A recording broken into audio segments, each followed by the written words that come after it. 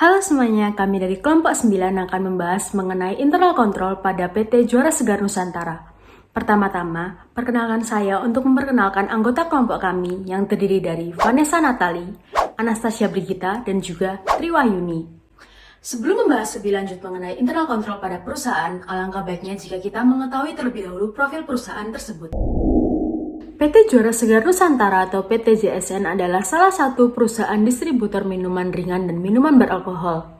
PT JSN didirikan sejak tahun 2012 dan memiliki kantor pusat di kota Surabaya, serta memiliki 5 kantor cabang besar yang tersebar di berbagai kota. Produk yang dijual dari PT JSN antara lain minuman kemasan botol kaca, minuman kemasan kaleng, dan minuman kemasan barel. Struktur organisasi dari PT JSN terdiri atas beberapa divisi, diantaranya divisi sales, divisi pengiriman, divisi gudang, divisi admin, dan divisi akuntansi. Jadi sebenarnya, apa itu internal control? Internal control merupakan proses dan prosedur yang dijalankan untuk menyediakan jaminan memadai bahwa tujuan pengendalian dipenuhi.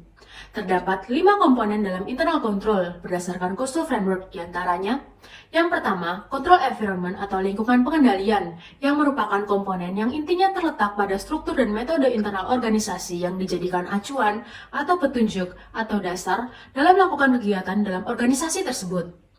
Yang kedua, risk assessment atau penilaian resiko, yang merupakan tindakan yang dilakukan untuk melihat kecil atau besarnya resiko sebelum melaksanakan suatu program perusahaan. Yang ketiga, control activities atau aktivitas pengendalian. Control activities sifatnya preventif karena aplikasinya pada seluruh jenjang dalam organisasi dan seluruh program serta teknologi yang digunakan. Yang keempat, information and communication atau informasi dan komunikasi, yang dilakukan untuk memastikan penyebaran informasi dan praktek komunikasi dalam organisasi berjalan dengan efektif. Dan yang kelima, monitoring activities atau aktivitas pemantauan, yang dilakukan untuk mengevaluasi apakah elemen-elemen KOSO yang ada berfungsi dan dijalankan dalam suatu organisasi. Setelah kita mengetahui apa itu internal control, selanjutnya kita akan mengetahui bagaimana internal control berdasarkan framework CORSO yang ada pada PT Juara Segar Nusantara. Yang pertama yaitu komponen control environment atau lingkungan pengendalian dengan indikator struktur organisasi dan pembagiannya, di mana PT JSN ini memiliki struktur organisasi yang cukup sederhana yang terdiri dari divisi sales, pengiriman, gudang, admin, dan akuntansi. Pembagian divisi ini membuat pembagian tugas atau job description bagi masing-masing divisi dalam menjalankan tugasnya. Komponen yang kedua yaitu risk assessment atau penilaian risiko, di mana indikatornya adalah risiko proses bisnis. PT JSN di sini sudah mengetahui risiko bisnis yang muncul dari aktivitas bisnisnya, seperti yang disampaikan oleh pemilik JSN, di mana perusahaan mengalami kelebihan muatan akibat pelanggan yang melakukan penitipan, tingginya bad debt expense karena pelanggan mengalami kredit macet, informasi yang tidak jelas antar divisi, ketidaksamaan jumlah persediaan, serta pengembalian emballasi yang tidak sesuai. Risiko yang muncul ini sudah dapat diidentifikasi oleh PT JSN, namun belum ada penanganan dari risiko tersebut. Selanjutnya ada control activities atau aktivitas pengendalian. Di sini PT JSN belum menerapkan karena PT JSN tidak memiliki kebijakan yang tegas dalam menjalankan aktivitas bisnisnya. Hal ini juga mengakibatkan munculnya beberapa permasalahan seperti yang sudah dijelaskan pada komponen yang risk assessment.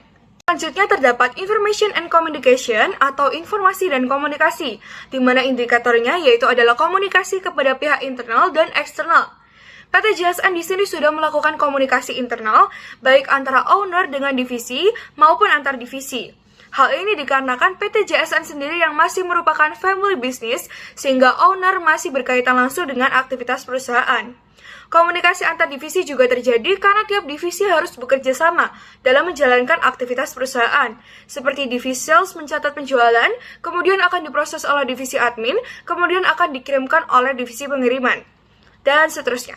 Selain itu, dikarenakan PT JSN adalah perusahaan distributor, maka tentunya perusahaan juga berhubungan langsung dengan supplier sebagai pihak penyedia produk dan pelanggan sebagai pihak pembeli. Selanjutnya yang terakhir adalah monitoring activities atau aktivitas pemantauan.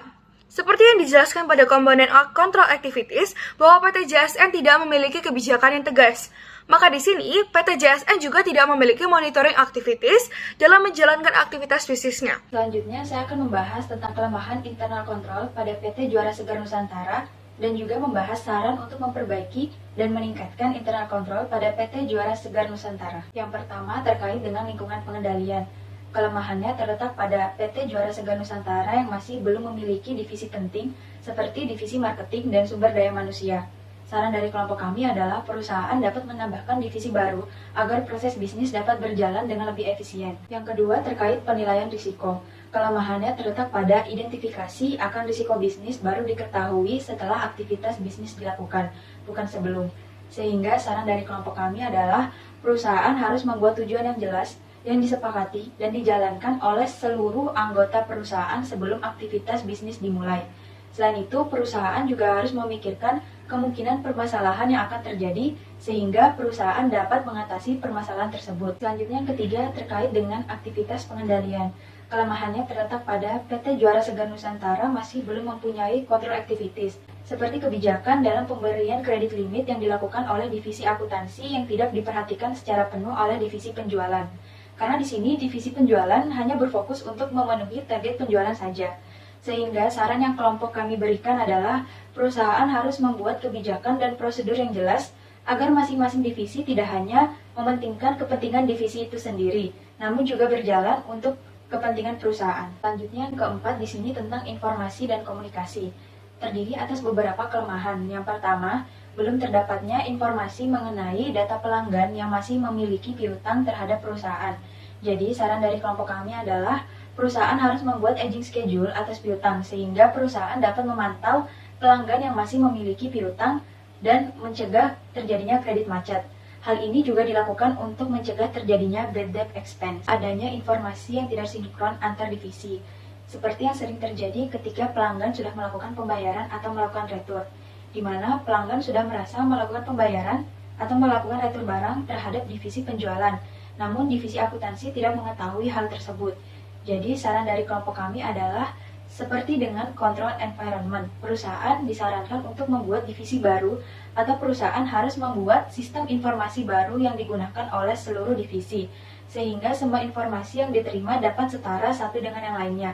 Sistem ini bisa menggunakan enterprise resource planning yang memungkinkan seluruh kegiatan perusahaan menjadi terintegrasi. Kelemahan yang ketiga adalah kurangnya komunikasi yang tegas bagi perusahaan kepada pelanggannya, sehingga terjadi berbagai permasalahan seperti terjadinya kredit macet, pengembalian embalasi yang tidak menggunakan merek perusahaan, dan lain-lain.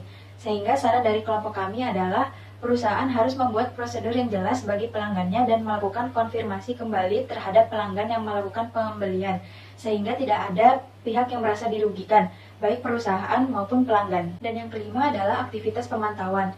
Karena perusahaan belum mempunyai control activities, maka perusahaan juga belum bisa melakukan monitoring activities.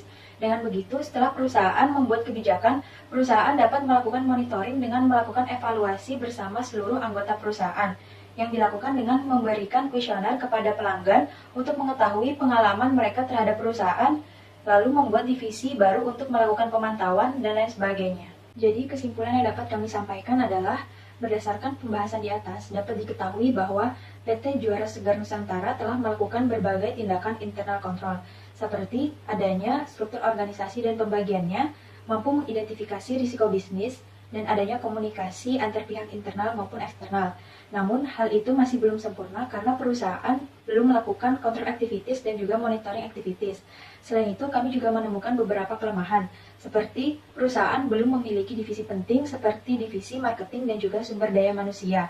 Adanya keterlambatan dalam identifikasi risiko bisnis, belum adanya control activities, informasi yang tidak sinkron antar divisi, serta informasi mengenai pelanggan, komunikasi kepada pelanggan yang kurang berjalan dengan baik, serta tidak adanya monitoring activities. Oleh karena itu, kelompok kami menyarankan agar perusahaan memperbaiki internal control dimulai dari memberikan kebijakan dan prosedur yang jelas baik bagi karyawan maupun pelanggan, menambah divisi baru agar pembagian tugas lebih terfokus, serta melakukan monitoring dan evaluasi kerja. Hal ini bertujuan agar kinerja PT Juara Segar Nusantara dapat lebih baik dan terhindar dari terjadinya fraud.